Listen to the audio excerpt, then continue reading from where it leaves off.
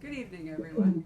It is September 3rd, and we are once again thrilled to have Kellermans at the Poison Pen. This time it is Jonathan Kellerman, Dad, from his beautiful home office, and Jesse Kellerman, Dad 3 times and still with a young child. And I'm going to point out to you that Half Moon Bay, this wonderful book that we're going to talk about, I'm pretty sure that some of the writing is heavily influenced by Jesse's recent experiences with a new baby that won't sleep. Now, John, you're a pro because you've been through that several times, but it's been a long time for you. Oh, yes, but you never forget. The permanent trauma. Indeed. Yeah, my kids were good sleepers. Jesse was a great sleeper. He slept through the night at 7 weeks. 6 weeks, actually. 6 weeks. He was a dream baby, actually. That was the last time I was a good sleeper. Yeah, really. It stopped at about age 2. He was a big baby. He was almost a 9-pound baby, so he slept quite easily. So Half Moon Bay is the third novel in a collaboration between father and son, and features Deputy Coroner of Alameda County, Clay Edison, who I think is really an interesting character. And so is his profession, which may surprise you, and the jurisdictional issues that come up.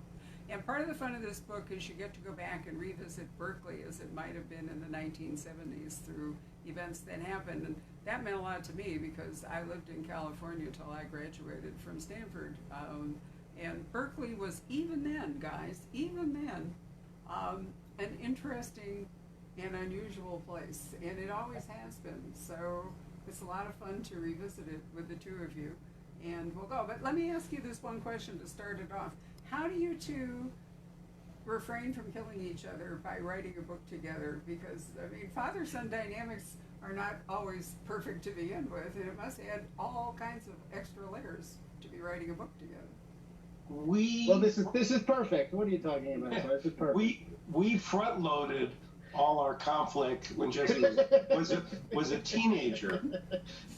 No, it's true. And we never had really problems. I mean, Jesse, I think, I'm being honest to say, Jesse and I get along great. We're very close. We really get along great. And I've been astonished that we've done all these books. I don't think we've exchanged a cross syllable, right? I mean, it's been very, very smooth. Unless I'm missing something, right? I would, I second that. At the risk of sounding Pollyannish, I think we have an extremely well-suited set of skills. Our respective skill sets are complementary. We are unique writers as individuals, but when we come together, we're good at things that fit well together. I also think that the thing that is key for us is when we started collaborating, it was not on this series. We started with the Golem of Hollywood series. And when that kicked off, we did not know that this was going to become a long-term arrangement. We thought we would do this once, but then there was demand for more. So we've now done it 5 times, and we're going to do it several more. I think at the outset, I made the conscious decision, and I think my dad did too, to recognize that the relationship is far more important than the professional collaboration. Or the professional collaboration will at some point cease. I mean, I don't know, maybe it'll 50 years, but at some point it will cease. But our relationship as father and son, that's permanent. And so we always, I think, are coming to the table trying to find the other person's perspective, and with a great deal of mutual respect. To me, it was like I used to play in a band. When you play in a band, there are ego issues, but the main thing is, are the other guys good? If you're playing with people with good chops, it really is fun. And the thing about Jesse, I know he's my son. I love him. I think he's the smartest guy I've ever met. He really is a great writer. So when you're collaborating with a great writer, it just makes life so much easier. The only other person I've collaborated with is Faye, who's a great writer.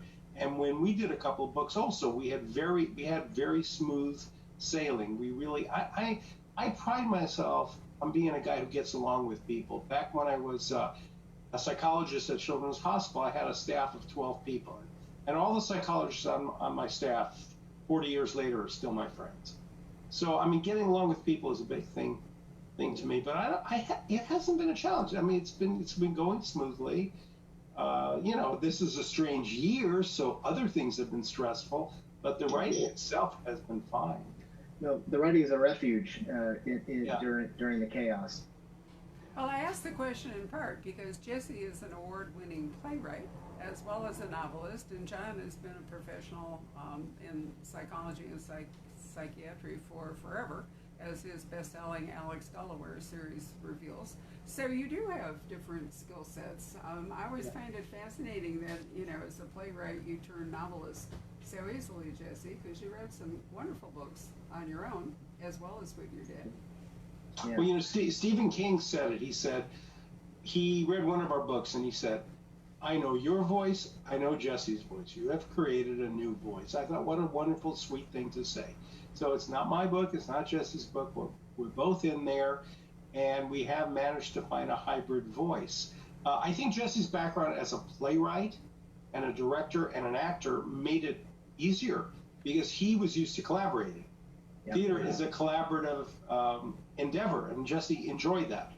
I collaborated with people as psychologists and running a program for 4,000 patients with cancer. So we both had experience collaborating and getting along, and I think we didn't come into it with these massive ego cancer.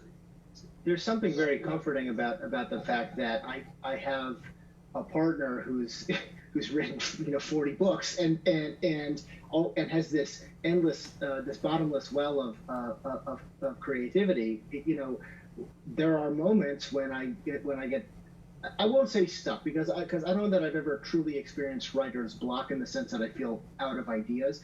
But when I'm having trouble sort of finding the right way into a scene, when I'm having trouble figuring out, okay, where does this plot point go, to be able to call my dad and say, let's talk this through is tremendously comforting. So if anything, it's less stressful than writing a book on your own because you have backup. Faye said the same thing when I wrote with her. She said, "This is great. If there's something that's giving me problems, I just shunt it over to you." And vice versa. You deal with it. You deal with it. I love it. So who came up with the concept of a deputy coroner? And can you tell us a little bit about what a deputy coroner does? Because it's an unusual role. Well, it's very strange because I initially came up with a different concept of the coroner's investigator because I was dealing with LA. And in LA, there are coroner's investigators. And what they do is they say when you have a death, the case belongs to the cops, but the body belongs to the coroner. So the cops don't touch the body until the coroner clears it. Now, unlike movies, unless it's a celebrity, the pathologist, the doctor doesn't come out. They send these CIs, coroner's investigators. Often they're ex-cops, ex-nurses, social workers, and I thought, how fascinating. No one's ever done a book about these people. So then we decided to do it in Berkeley. And what did we learn, Jess? Well, we learned that the system is slightly different over here. Totally different. Up here, the coroner's is a wing of the sheriff's. The sheriff is the coroner. And so all of the coroner's investigators in Alameda County are peace officers. They're all sheriffs. So they all have a background in law enforcement. I mean, they're law enforcement officers, as well as they're trained to perform these specific duties. Up here, anyway, it's what's interesting about death investigation. It really varies dramatically from place to place, from county to county. Around here in Alameda County, which is where we set the action in the East Bay, their jobs are threefold, really. The first is, as my dad said, it's care of the physical body of the person who has died. And we're not only talking about victims of homicides. Homicides are actually a small portion of what they do. They handle anybody whose death is unusual and requires investigation.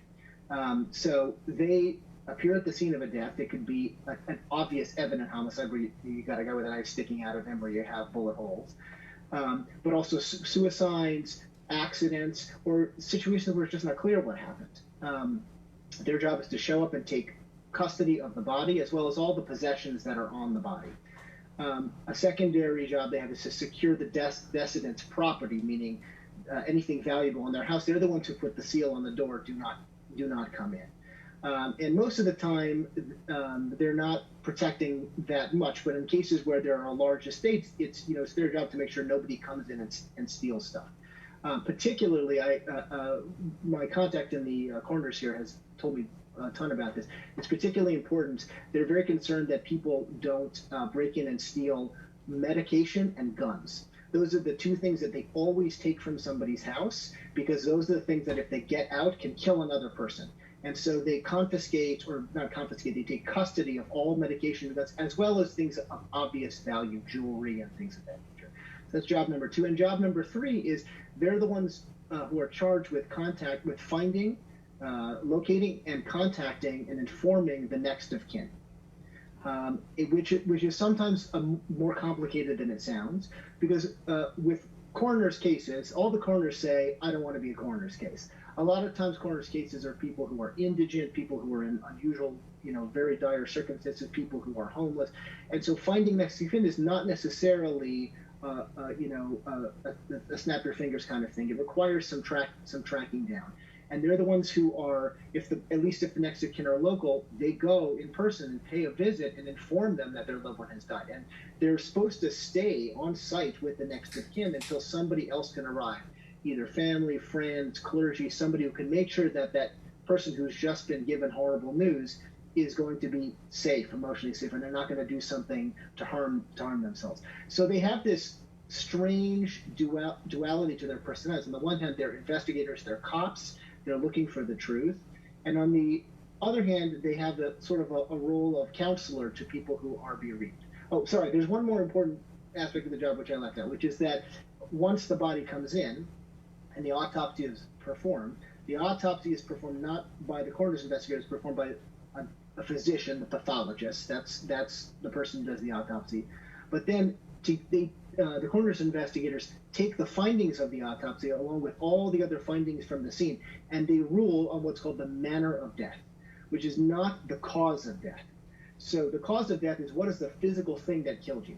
So if I shoot somebody in the head, the cause of death is a bullet wound to their head and cerebral trauma and all that stuff. The manner of death is a homicide, and there are 5 manners of death: homicide, suicide, accident, natural, or undetermined. And that has legal ramifications, as you can imagine, both for investigative purposes, for insurance purposes, et cetera, et cetera. It's their job to issue that ruling. So that's what they do, and so it's a job that brings them, and it brings our character Clay into a wide variety of situations. He has to do a death notice, at least one in this book, which I found fascinating because I'm used to police, doing it, and bringing in social workers. But the other they hate it. Yeah, the other thing I thought was interesting is that if nobody can claim the body, if there is no person who's going to take responsibility for funeral, burial services, then it goes to cremation. Is that a relatively new thing? Is that a normal? No. Is that a standard thing? LA's been doing it for decades. They have this pyre. They used to bury people. Right. Now they just burn them. And it used to be the potter's field, exactly, right? Anybody was under the potter's field. Yeah, they don't do that anymore. They actually cremate, both for logistical reasons and cost reasons. But I will say that they try really hard to avoid that. They try really hard to find somebody, and even when somebody is cremated, they try really hard to repatriate, so to speak, the cremains to the next of kin. Going so far as, one coroner I spoke to actually flew to Sweden to return an urn of ashes to somebody. They see this as almost like a calling. A lot of them, they're different from typical cops. They're cops. They're still cops, with all that entails. But a lot of them are, they see themselves very, very, very much as servants of the public, in the most people in their most trying times. I raised the question in part because as forever 70-year crime reader and reading a lot of historical crime, the whole idea of exhuming a body when years later it's thought that maybe a crime occurred goes out the window if you have in fact cremated the body. So I thought it takes away one possible plot line, if the body is gone. I don't think they would do that if there's any sort of doubt. I understand. Yeah. But Yeah. sometimes there isn't any doubt. Sometimes it's like a Who knows? perfect crime, you Right. know, and That's a good plot line. I'm going to use that. I'll write that down. there we go. All right. They have when you go to the morgue. What's shocking is how little space they have.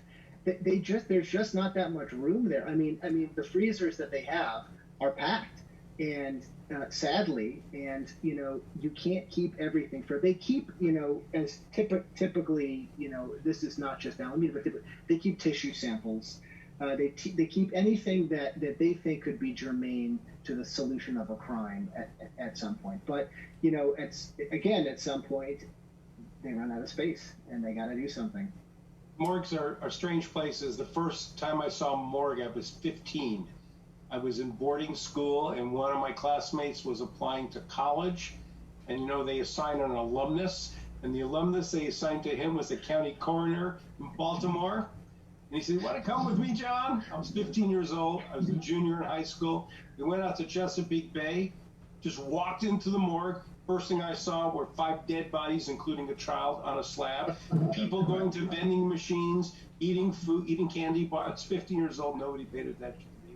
It was the strangest thing. It really made a big impression. But I guess I figure if he could handle that interview, he was a good candidate to go to NYU. So it was very, very, very good. And I've been to the Faye and I've been to the morgue, or as they really call it, the crypt, in Los Angeles on Mission Road. But in fact, I took some courses over at the med school at USC, and that's right near there. And I used to notice these guys hanging around the morgue, like around the corner, and there was a mortician school right down the block. So what is the instigating incident of this particular book? How do you kick off the plot line? Well, because we believe in value. It's not one, but 2 cold cases. Right. Are they related or not? Yeah. So. The very first incident that kicks off this book is the imagined demolition of a park in Berkeley called People's Park. Some of you probably have heard of People's Park. It's a bit of a cultural landmark around here, and I think beyond. It's the place where it was a hotbed of activity during the free speech movement and all that stuff, all that foment that was taking place in the late 60s, early 70s in Berkeley. It is this 2-acre patch of land sort of near the university that was originally owned by the University of California, Berkeley. They knocked down all these houses with the intention of putting up a dorm there, but it just sat and it became this muddy parking lot. And at some point, a group of people converged on it and said, we're claiming this in the name of the people. And even though they didn't legally own the land, UC still owns the land. It has always owned the land. It has turned into this sort of epicenter for the people, a place for the people to come and express themselves and use their right to free speech. So it's at one point, I'm not sure if it was ever like a beautiful place, but it's at present, as a resident of Berkeley, I can say it's become a pretty degraded spot. And so, to a certain extent, the course of history that's taken place there is representative of a lot of things that have happened around here over the last 50 years, and a lot of sort of ideas that have curdled over the last half century. So a couple of years ago, in reality, not in our book, the university announced for like the 15th time, we're going to knock this stuff down, we're going to put up a dorm. They've been trying to do this for 60 years. And of course, everybody's going bananas, and there's hearing. But this book opens on the day that the bulldozers actually roll into People's Park. So they're sort of tearing up the turf, and there's, as you can imagine, people are upset, people are protesting, there's counter-protesters, a real Berkeley scene.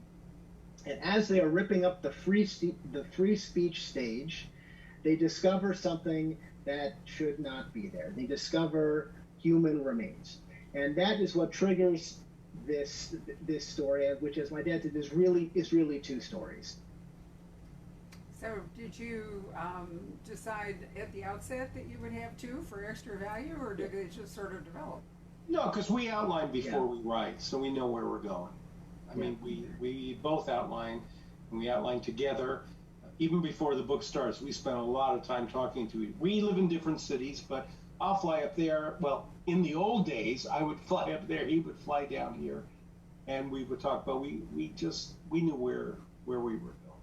We thought my dad said, I remember when we were starting to talk about the structure of this book, he said, I'm really interested in stories where you start going in one direction and it takes a very, very hard unexpected turn. And so that was sort of like the germ of causing this story to fork and become two separate narratives. It's all about surprise. It is about surprise, but it seemed to me that a lot of the book is powered by people making really bad choices. Oh yeah, well that's a crime novel. That's what it's all about. That's crime. People making bad choices. I mean, there are innocent victims, of course, but at some level, if you're dealing with crime, somebody's making a very bad choice.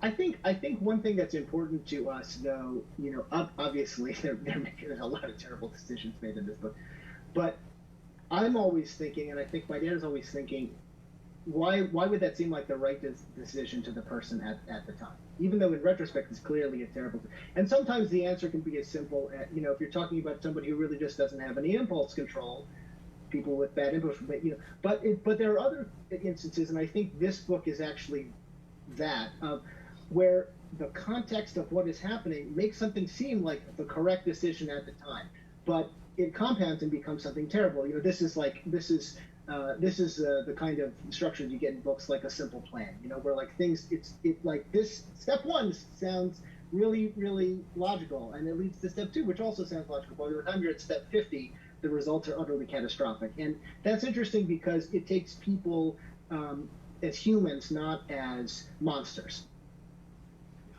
Well, you have a couple of monsters in the book, but yeah, they're monsters. You gotta have a few. You gotta have a few. Yeah, but there are monsters, and there are also people in the book who just are unlucky. Yeah. Their family situation, they've been victimized.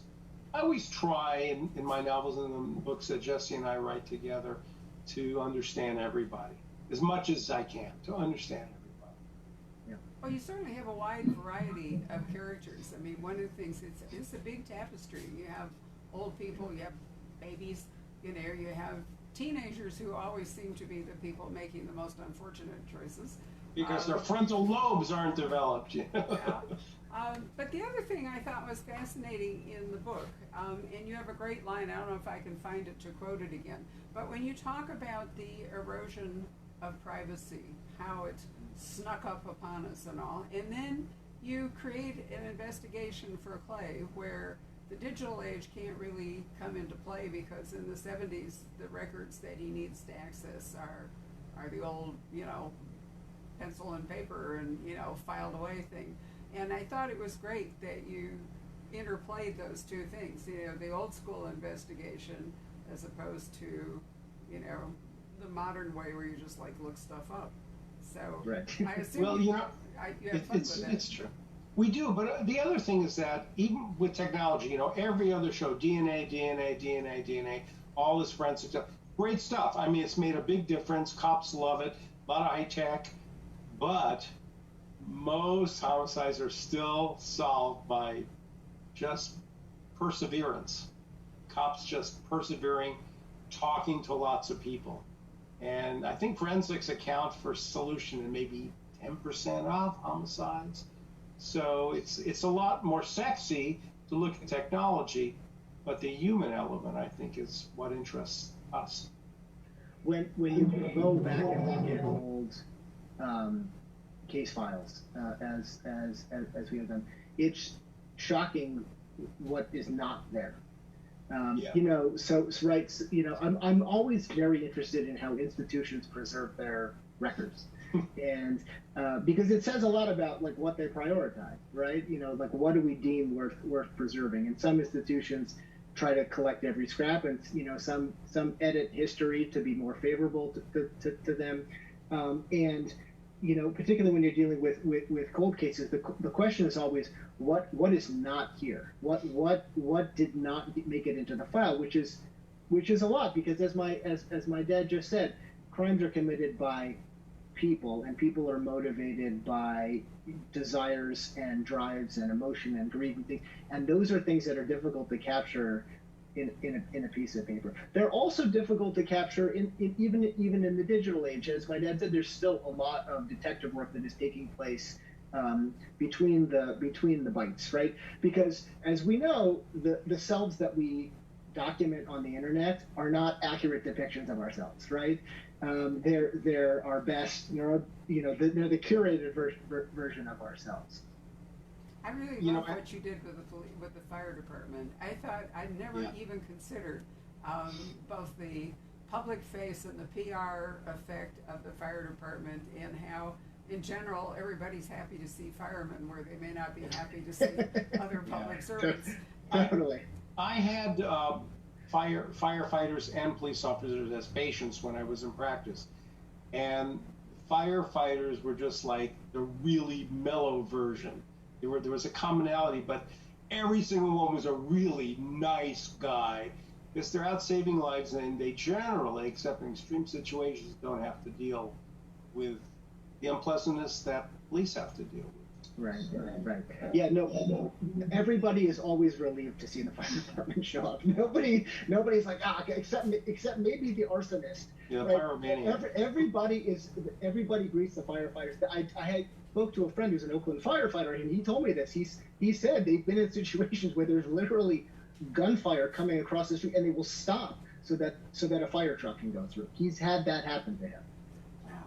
Well, there is a fire. You won't be surprised to learn, those of you watching it, there is a fire in the book, which is why we're talking about firemen. Yeah. But there's also the FBI in the book, and I did think, did you, either one of you, actually know an FBI agent who behaved like the guy that was always covering his ass instead of actually doing anything? Well, we can't say. Well, I know a lot of FBI agents. They're all kinds of. I know some lovely guys. When I wrote the Butcher's Theater, there was a FBI agent who I met. She used to show up at signings, and she said, "You scared the hell out of me with that book." I said, "If I can scare a serial killer, profiler, FBI agent, I did a good job." But they're all kind. But Jesse has contacts. He has a lot of contacts, and so do I. FBI. I've dealt a fair amount with the FBI in the course of doing research, both person to person as well as dealing with the FBI archives. I have a lot of documents from the FBI archives for a never-ending project that I'm working on. And it's like everybody. There's good ones, there's bad ones. For the most part, they tend to be bright. They're pretty bright on the whole. And they tend to be, there's this weird mix that I've encountered of like eagerness to tell their story, as well as protectiveness of not wanting to get exposed, which is different in my experience from somebody like at the CIA. They just won't talk to you at all. The FBI is they're a more open, on the whole, they're a more open organization, and they're more willing to talk to people like us. I didn't mean to imply that the FBI agent was a bad actor, but you have the FBI guy, and then you also have one of the detectives, one of the policemen, and they're both just lazy to a great degree. They don't want to exert themselves, and I thought that was interesting too. What if you get a guy in a job that really isn't that engaged with his job? He just kind of wants to walk through his day, do the motions. He's not evil, he's not corrupt, he's just lazy. I think that's pretty common. I really do. Maybe I'm being a snob, but I think a lot of people just do their job and spend their time and get their pension and retire. But the ones who are driven are really great. I think there's balance in this book. We have the lazy guys, and we have the guys. I mean, Clay is unusually driven, right? Clay would be atypical in almost any job, in the sense that he's totally relentless. He's like a bulldog with the truth. But there's the whole spectrum, and he has sort of assembled around him in this series, and also as we go forward, this cast of secondary characters who are people he can trust and people he has worked with more than one time, and they make multiple cameo appearances. So there's a Berkeley cop, for example, named Nate Schickman, who has appeared in all three books. There's an Oakland detective, Delilah Nwodo, who's appeared in book 2 and book 3, makes an appearance in the book that we're working on right now. Because I think cops, like everybody, it's like any office, right? You figure out who the good people are. You figure out who's going to give you the short end of the stick and who's going to be helpful. And in fairness to these guys who come across a little bit indolent, you're dealing with old cases, and they're just past it.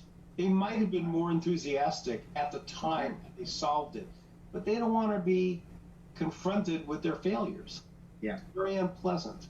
Yeah. That's So an I think excellent point. Right. And so you've also had to address an issue that comes up quite often in crime fiction, which is if you give your lead investigator, your primary character, a family and a child, then how do you deal with not only questions about whether you can risk yourself and therefore harm your family, but who's going to watch the baby while his wife is at work and Clay is there? You have to give Clay both family and friends in order for them to be passing the baby around, because he can't really take her to the crime scenes in any great safety. Well, there's a choice to be made when picking a protagonist. I kind of avoided it with Delaware because he doesn't have any kids. Right. But Faye's wonderful novels are full of domestic life, and other people have. And we just chose to do it this way. It's a little more challenging, but more realistic. Because let's face it, most people do have families. And every time a cop leaves, his wife has got to wonder, is he coming back? So Absolutely. It's a reality. It's a reality. Yeah. Yeah, no, it's definitely, we're walking the line here, with what he can reasonably do. And that's something that weighs quite heavily on him. And it's something that we're going to, we plan to develop as the series goes on. How does he figure this out? I mean, as my dad said, cops have families. We have families. We know how much of our mental energy and emotional energy and our time is occupied by our families. And I think I have the utmost respect for those series characters who where the authors made a choice to make them sort of the roving. I love Lee Child. I love Reacher. He's a great character. He's made those choices in order to be able to move him around from spot to spot, without without you questioning, if he had a wife and kids, you think this guy's an asshole because he's walked out on them, he's doing irresponsible things. But the fact of the matter is, people who do dangerous things still have families, and so that tension is something that we felt we could use. That gives it great emotional weight. It makes him a full character. It does. Yeah. I really like the scene with Clay and his brother who has a complicated history, and yet in a desperate moment, Clay calls upon him for childcare, realizing that his wife won't be happy with this solution, but not your ideal babysitter. Luke is not your ideal babysitter, no. and Luke will come to play in the next book in an even greater way. I like Luke. I thought he was really an interesting character. He is an interesting. Right. Yeah. So just to sum up, we have two plots. One starts with unearthing a bundle of bones in the People's Park, and that's a cold case. And then the other comes to Clay, and it's somebody who wants to find a missing relative. He's not even sure if she exists or ever existed, doesn't even know her name, but has a feeling that somehow she's out there, and he has let it be an obsession. And so, can Clay help him with that? And those are the two plot lines that I think play so well together. Patrick has appeared, so let me just check with him and see if we have any questions, or we can carry on. Sure. Great. Thanks, Mark. There are a few questions. Let me see if I can kind of put a few of them together here for you. They're often similar questions. There are some similar ones. Right. I mean, there's the inevitable question about when is the next Alex Delaware book coming out? So February. Can you it's tell called us? Serpentine. What can you tell us about it? Oh, come on. That's not enough answer, John. I'm sorry? That's not enough answer. They want to know just a hint of what it might be about. Well, it's called Serpentine, so it twists and turns in many, many ways. It's also about it's about a very wealthy young woman whose mother was murdered when she was a toddler, and she has no memory of her, and she'd like to stir up an investigation as to what happened to her mother she never knew. That's how it starts, but it goes all kinds of different places. All right. Okay. I'm working on another one. And Jesse? And we're working on another Clay, so we're doing our best for God, Country, and Publishing. Okay, so Jesse, you're working with John on the next Clay Edison novel. Are you doing any Yes. project of your own? All by I have- yourself, so to speak? Well, I have a number of side projects. The Clay books are very, very absorbing. They take a lot of time and energy. But I have a number of side projects that I've just been sort of keeping warm for some time. One is a graphic novel I'm doing in collaboration with a friend of mine. One is this novel about my great aunt, my father's Aunt Molly, that I've been researching for like a decade. It's taken a really long time because Freedom of Information Act requests move extremely slowly. That was in large part why I've had to deal with the FBI so much, because my father's Aunt Molly was a dyed-in-the-wool communist and had an enormous FBI file. So I've been working on sort of piecing her life together and writing something out of that. Other projects not worth mentioning. The Clays take up like 95% of my attention.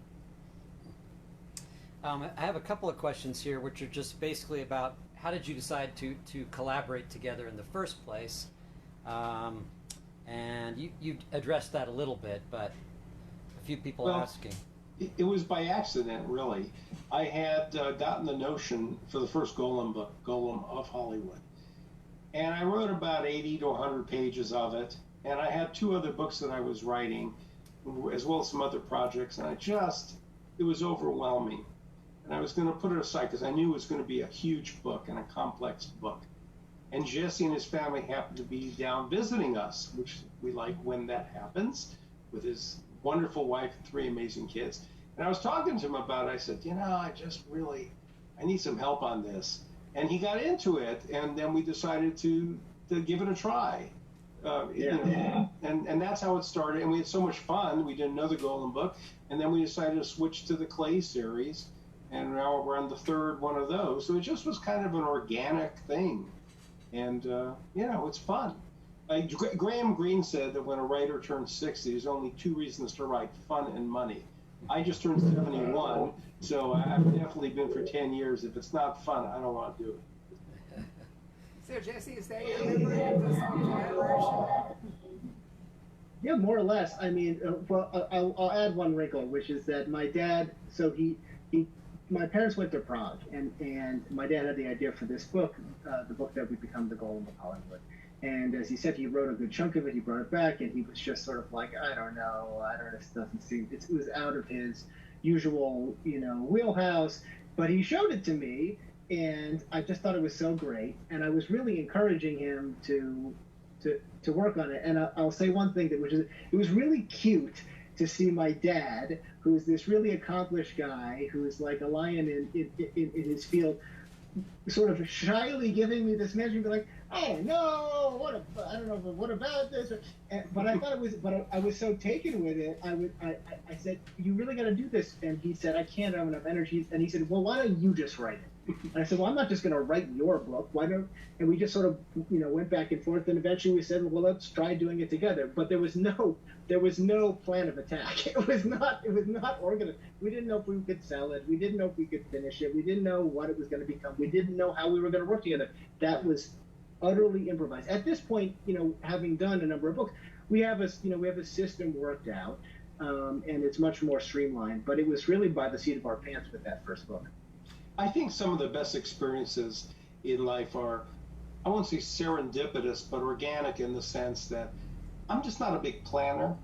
I'm kind of experiential, and I just like to put myself in interesting places and see what develops. It may sound strange to someone who got a PhD, so there was definitely planning there. But I never applied for a job in my life. I just kept people said, hey, you want to do this? I said, okay, it sounds good, so I'll do that job. And they gave me a job at Children's, and I drifted into something else. You know, that's the way I live. I tell my son, I am not a mature person. I'm going to add a right in case any of you missed the opening, any of you watching it. I'm going to add that having read the Clay Edison books, well, I've read all of their collaborations. It really is a third voice. When you read Half Moon Bay, it is not Jonathan's voice or Jesse's voice, both of which I know, but it's a third person. It's a brand new voice and really fascinating. No, we're really happy about that. Me too. Actually, Jesse, I have a question for you, which is I've seen you here at the Poison Pen with both of your parents, and Eliza once, I think, was here. Is that right, Eliza? I was. Mm-hmm.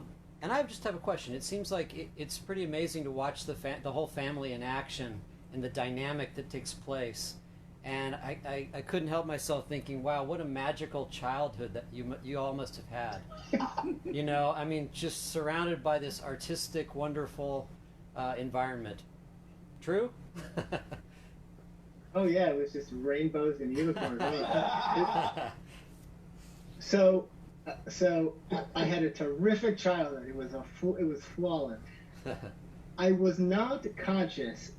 Might sound unbelievable, but I had a notion of what my parents did professionally. So one thing that's important to remember is that when I was really little, my dad was not a full-time novelist. He was a psychologist. So I knew him as a guy who would put on a jacket and tie and go to work and then come home in the evening, and I would greet him by smashing into him. It was his transition into becoming a full-time novelist happened over like 7-8 years, right? You were still seeing patients for a long time. Yeah.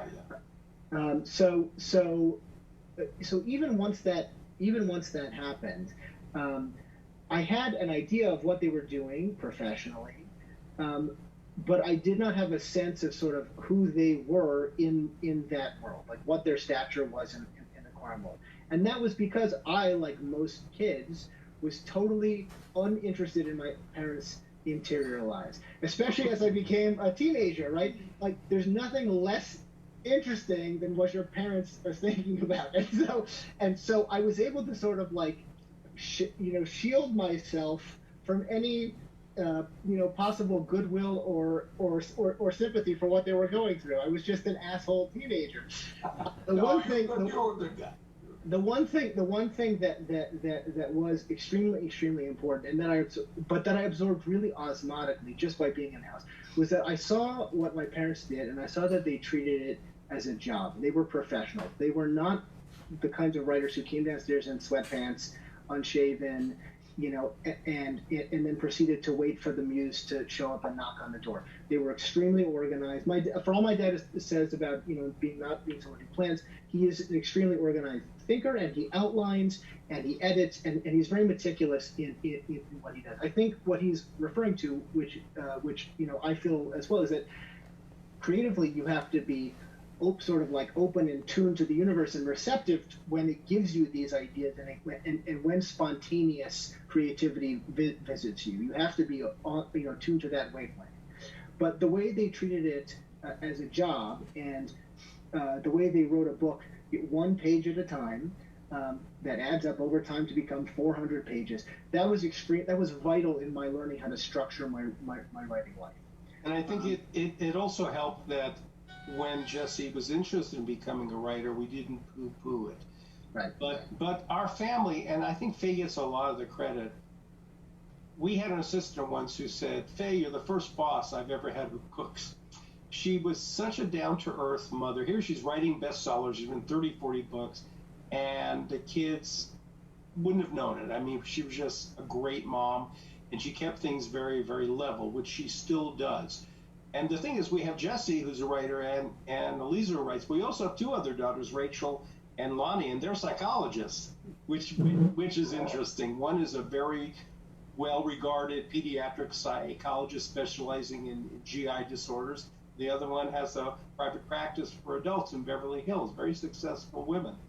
And so it wasn't all about writing. It was, I would say we were a child-oriented family. Faye and I were really devoted to our kids. And now what's really cool is we have 8 grandkids with a 9th coming, and so they're just a great bunch. No one's going to believe this. We had our Sturm und Drang, we had our conflicts, we had our screaming fits, but since the kids have gotten married, and we'll get together, there's 18 or 19 of us, we really do get along. It's kind of miraculous, and the grandkids kind of like each other, and the spouses like each other. So far, so good.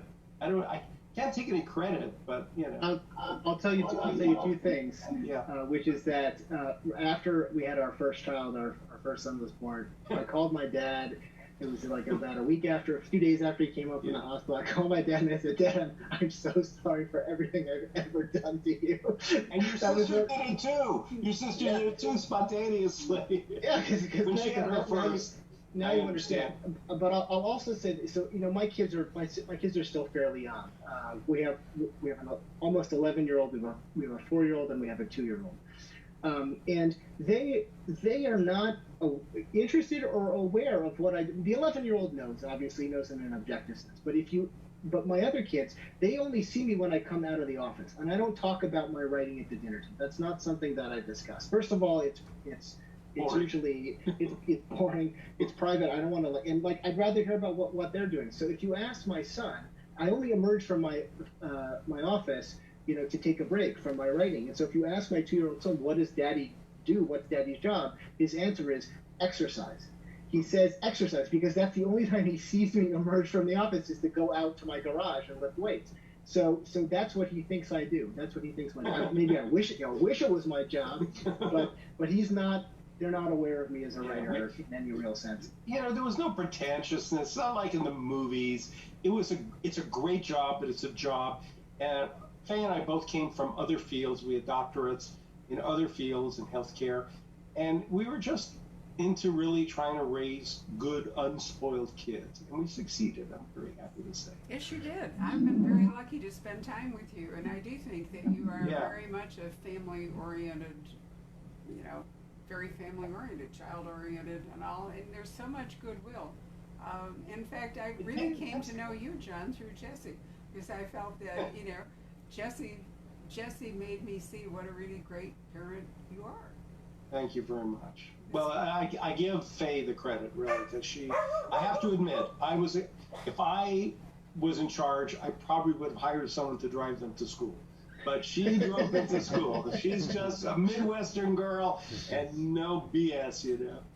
Okay, well, I think that pretty much wraps things up. Anything else over there, Patrick? Not really. No, this has been wonderful. The great thing about Zoom is we get a chance to do some things that might be more difficult to work out. So I'll be in touch with Faye because I know she has a book coming out in October. So maybe you and Faye can come back and we'll visit. And then I'll catch up with you in February. It'd be even more wonderful if you're in Jerusalem and we could actually do an event from there. Yeah, because we just bought an apartment there, and we can't get there. So you know. I know, but hopefully in a few months. Yeah, well, Zoom is really international. I've been in Sweden and Iceland and Australia and all over talking to authors. Well, the Jerusalem apartment, it's the stuff was just shipped, and they're bringing it over to the apartment, and Faye's going to sit and Zoom with the project manager where to put rugs, where to put furniture. All going to be there. Amazing. Well, it is absolutely true. Anyway, guys, it's really been a pleasure. Half Moon Bay. The one question I forgot to ask you, why is it called Half Moon Bay for people who don't know California geography? You want to take that? Well, so so Half Moon Bay is this beach town that's about 45 minutes south of San Francisco, and it plays. I'll keep it, no spoilers. It plays a role in the book. Personally, and I wanted to work that locale into the book for 2 reasons. First of all, one thing we do in this series, we sort of move the spotlight all around the Bay Area. So you have scenes in Berkeley, scenes in Oakland, scenes in Marin, all over the place, and that's interesting to me because it's a sort of, at least in the crime world, there's been some written about that, but not a lot happening, in the contemporary Bay Area. So we get to sort of like do a best of by moving the scenes around. I also wanted to, as my dad, my dad's one of my dad's touchstone writers is Ross, the great Ross McDonald, and I've read a lot of Ross McDonald as well. And McDonald, there's an interesting thing that happens in his books where there's a lot of going up and down between Southern California and Northern California, and in fact, in one of the books, which is set in the 60s, he refers to Berkeley being totally crazy. So it was truly, this is pre People's Park. But he has a locale called Luna Bay where several things take place, which is sort of like Santa Teresa is a thinly veiled version of Santa Barbara. Luna Bay is a thinly veiled version of Half Moon Bay. Although he also refers to the actual Half Moon Bay. So there's like these two realities in this book. So that was sort of my inside baseball reason for calling this book Half Moon Bay. It was a very evocative title for me because Half Moon Bay was the scene of campus beer beach parties when I was an undergraduate. And wait, here's the ringer. We decided to have a hot dog roast right before finals of my junior year, and we cut sticks to roast the hot dogs on, and they were all poison oak. And all of us were so ill we couldn't take finals. We were in the infirmary. It was an absolute. So Half Moon Bay is a very evocative title. We've evoked you. It's not so bad to have poison oak on the outside, but when it's also on your inside because you ate it and you breathe it, I can't tell you how horrible it is. So, but anyway, that's me. Thank you very much, guys, and I want to thank all of you who joined us tonight. And stay tuned for further adventures with the Kellermans. Thank you, Barbara, and thank you, fans.